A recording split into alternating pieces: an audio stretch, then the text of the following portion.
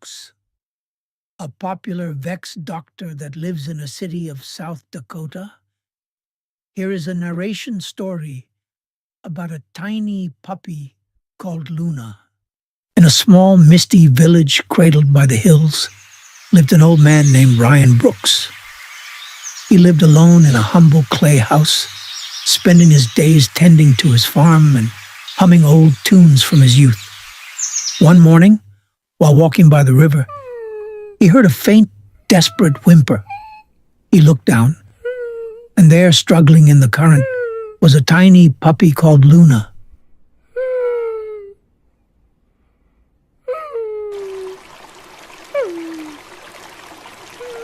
Without hesitation, Ryan Brooks dropped his walking stick and stepped into the cold water.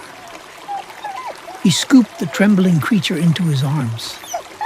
Wet, cold, and scared, Luna clung to him. He whispered gently, "You're safe now, little one. I've got you." He named the puppy Luna, meaning king in Dakota, because the moment Luna entered Ryan Brooks' life, he ruled his heart. Ryan Brooks made a soft bed by the fireplace, wrapped Luna in warm cloth, and fed him small spoons of pap and honey. He bathed him, cleaned his wounds, and whispered stories to him at night. The bond was instant. Luna never left his side again. He enjoyed every moment he spent with Ryan Brooks due to how caring Ryan Brooks is.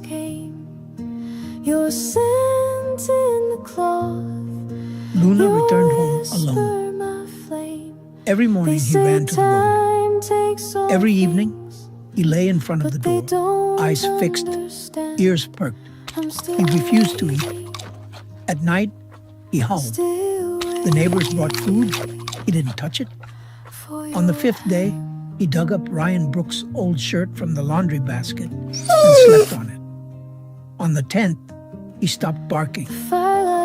Seasons passed, and Luna grew strong. He joined Ryan Brooks in the fields, barking at goats and chasing away monkeys from the crops. He carried baskets, fetched water, even delivered messages tied around his neck. They were never seen apart. Ryan Brooks would talk, and Luna would listen. On quiet nights, they'd sit on the veranda under the stars. Luna head on Ryan Brooks' lap. "You're not just a dog," Ryan Brooks would say. "You're my son." I still guard your sandals, I still sing your song. They brought back your stick, not the touch that I crave. So I curl up. One evening, Ryan Brooks was discussing with Luna about the delicious meal that he prepared.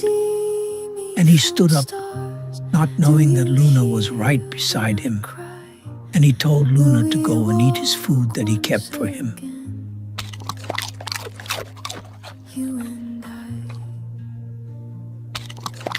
Yes, I wait by the door every dusk. Then one morning, a sudden illness came. Ryan Brooks was rushed to the hospital. His bones ached, his breath was short, and his hands shook. Luna could not live Ryan Brooks. He slept with him in the hospital bed throughout the illness process.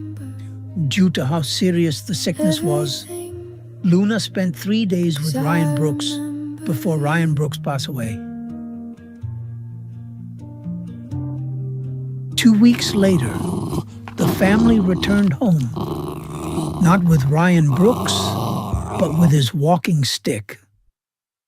The family came home alongside with Luna to sympathize with Luna concerning the death of Ryan Brooks. Every midnight, Luna will go and lay in a small grave that was made beside Ryan Brooks. Luna lay by it each evening as if guarding it. He became a guardian and everything to Ryan Brooks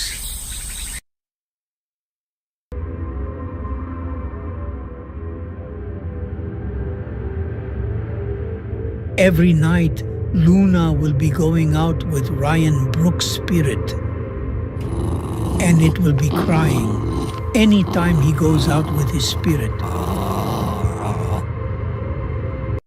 As a vexed, what I know about dogs is that dogs do have feelings. Dogs do have emotion. Dogs do mourn. Dogs do cry when their loved ones die. Dogs mourn their loved ones once they die. The puppy called Luna waited to know whether the owner will return, but the owner never returned because they know nothing about resurrection. Unlike human do move on after grief, but dogs don't. If they can't find their owner, they can't be healed. So shout out to all the lovers of dogs and to those who see dogs as their loved ones.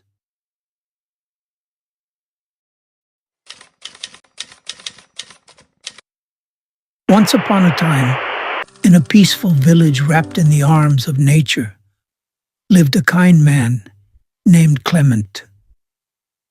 He had a beautiful wife, Rosemary, and their only daughter, Gift.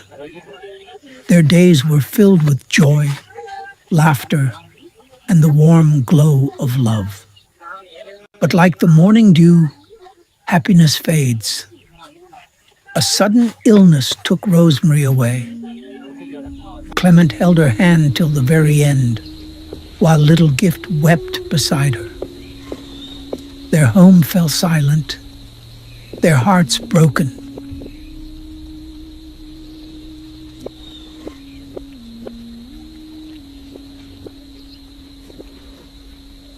Years passed. Loneliness had a room in their house. Gift needed another motherly embrace, so Clement remarried. His new wife, Susan, came with her daughter, Lilith, a girl as beautiful as a blossom, but as cold as stone. From that day, the warmth in the house began to fade. Each morning, before the sun touched the earth, Susan would wake Gift with harsh words. "Go fetch water," she would command. And while Lilith slept in comfort, Gift walked this lonely path in silence. She farmed, fetched firewood, washed the dishes and sweeps. Death, look what you did to Gift. One day, after returning from the farm, Gift was told to fetch water again. But it was a forbidden day. The stream was cursed. Still, Susan didn't care. "No water, no food," she said. And so, with trembling steps, Gift went into the unknown. As Gift walked, glowing oranges appeared on her path. She sang softly to the spirits, and they vanished. But then, a mighty palm tree crashed before her. With tears in her eyes, she sang again, and the tree faded into the mist. So I may fetch water and nothing worse.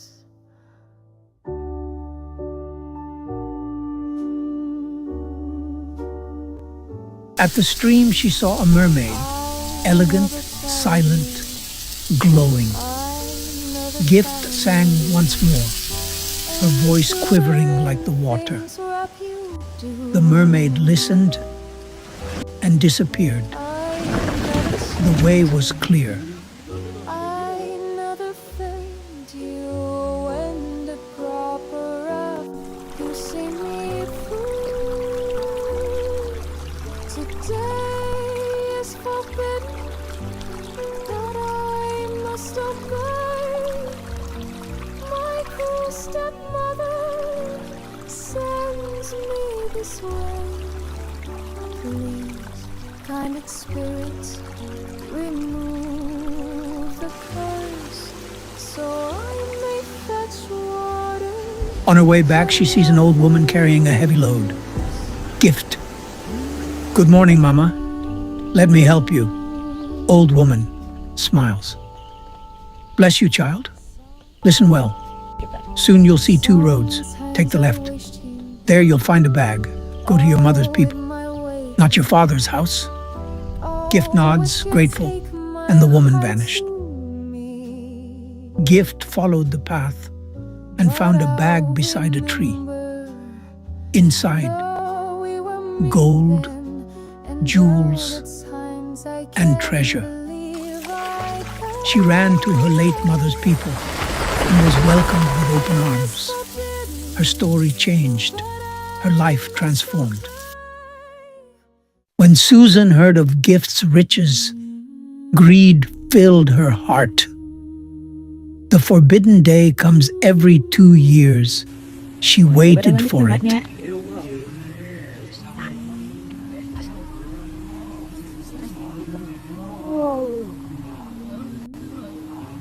Here comes the day. Lilith was prepared. She took many fine clothes to change in every of the paths she took, and different earrings. When Lilith saw the oranges, she kicked them and put some in her pot. She cursed the forest. Chak! Useless fruit, move! She stomps them. Palm tree falls. I am Lilith. You didn't stop Gift. Don't waste my time. She climbs over it. When Lilith sees the mermaid, I've heard about you. Try me and see. Where is the bag of the treasure? Her words were sharp, her heart proud. She started a fight with the mermaid. Lilith changed her dress again, left her pot in the stream, and walked around all corners of the forest in search of the treasure bag. Here comes the keeper of the treasures. Lilith meets the old woman. Lilith, what are you doing here, old fool? Old woman, I am the giver of what you are looking for. Mend your speech, young girl. On your path, take the right road. You'll find a bag. Go home. Open it with your mother. Lock the door. Lilith returns home. Susan locks the door. They open the bag together, expecting gold. But inside were angry bees. They swarmed, they stung, and they filled the house with screams. The price of arrogance had come. 2 years has passed. Gift wealth was beyond imagination. But more than that, she found freedom. Gift became the pride of the village, the girl who honored spirits and earned their favor. Kindness has its own reward, and greed has its own curse. Never let any pain harden your heart. For in the end, kindness always returns to those who give it freely. Please like, share, and subscribe for more quality stories.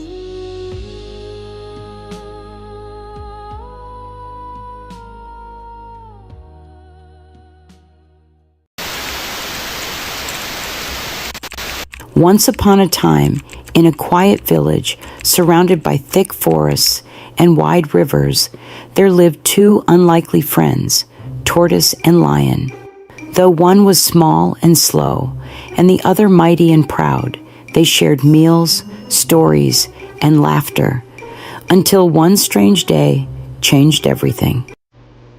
One afternoon, as Tortoise sat under a cashew tree, cracking nuts, Lion approached.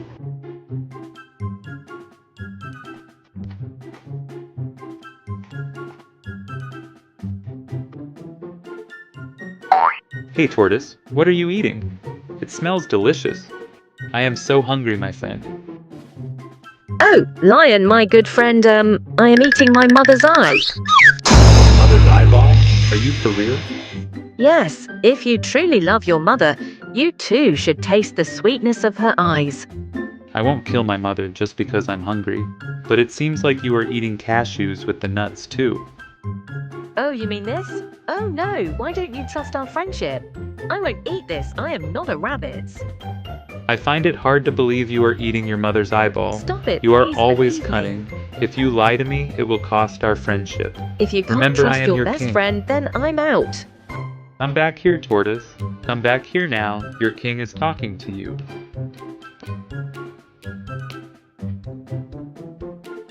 And with that wicked lie, Tortoise quietly smiled to himself. Lion was left alone there, thinking about what Tortoise told him. That evening, Tortoise visited his own mother and his little brother, who he had hidden in a secret cabinet deep in his hut. Each time he brought them food, he sang a special song and dropped the food down for them using rope.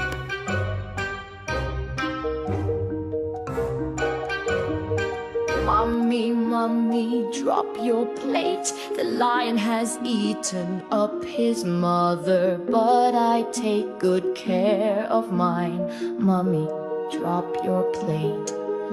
Your loving son is here.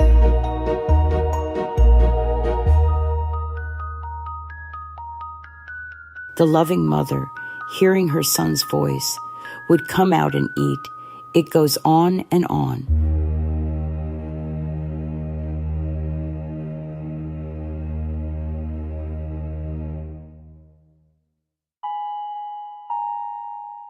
That night, Lion couldn't sleep. He was confused and thinking of two things. One, could this be true, that Tortoise ate her mother's eyeball? Two, how does eyeball taste? He could not sleep until sunrise. I have eaten my mother's eyeball, and it did not taste good. It did not smell nice. You lied. Leave me, Lion. Is that so cunning, man? You played me. I will make you feel my pains too. With doubts and suspicious, Lion started following Tortoise. But one day, Lion was nearby. He heard the strange song and grew suspicious. Lion whispers, "So, Tortoise lied to me?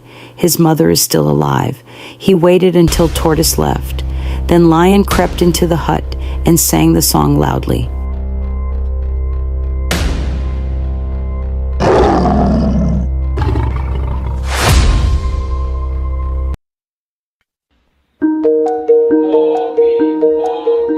Drop your plate. The lion has eaten up his mother, but I take good care of my mother.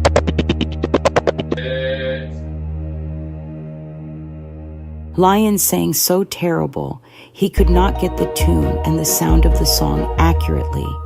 Tortoise's mother was coming out, but Tortoise's mother paused. Suspiciously, "That is not my son's voice. I will not drop the plate. I will not make a noise." Lion growled and left, angry. Later, Tortoise returned and sang,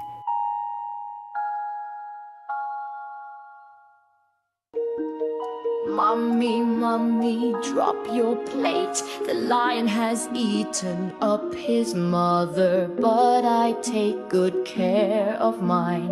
Mommy, drop your plate. Your loving son is here.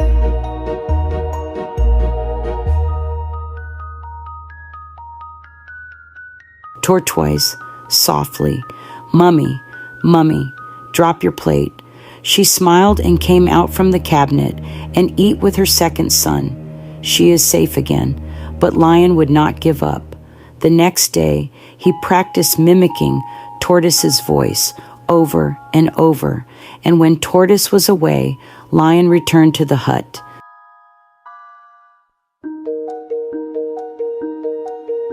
This time, he sang the song so gently, so perfectly, that the mother believed it was truly her son. But I take good care of mine. Mommy, drop your plate.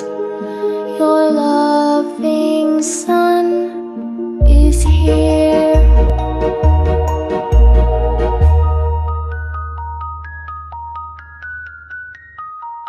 Mother, smiling. Ah, my son, she came out, but instead of food, she met the king of the jungle. The wages of her son's sin, all good things, must come to an end.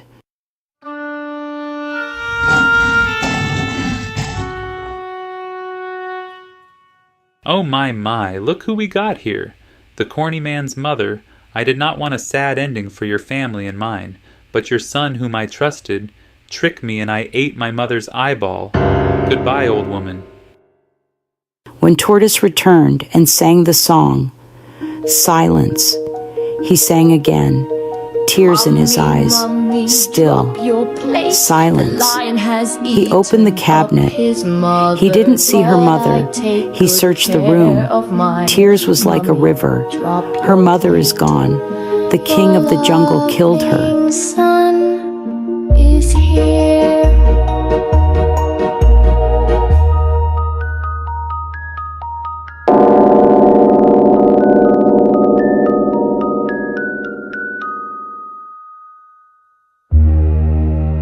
Tortoise was so sad, he could not eat nor drink. He cried, he sings many melody for her mother, but nothing can bring her back to life. Mommy. Mommy. Mommy, mommy, drop your plate.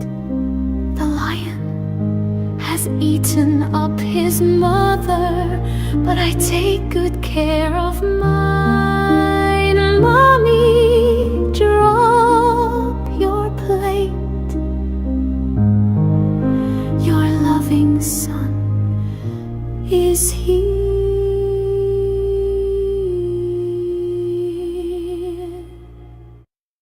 And there lay his beloved mother, gone forever.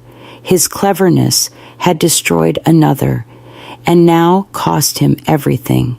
Moral lesson: lies may be clever, but the truth always returns. Respect your mother and never deceive your friends.